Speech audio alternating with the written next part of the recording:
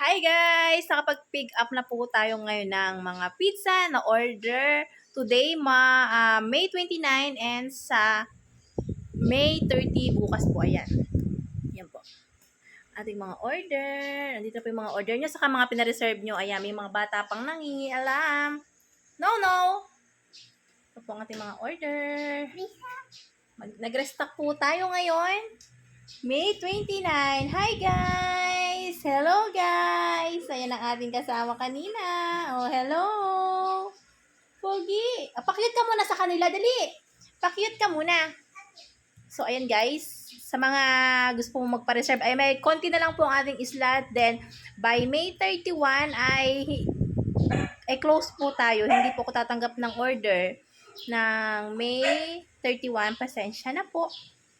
Okay lang guys. Thank you for watching. Bye!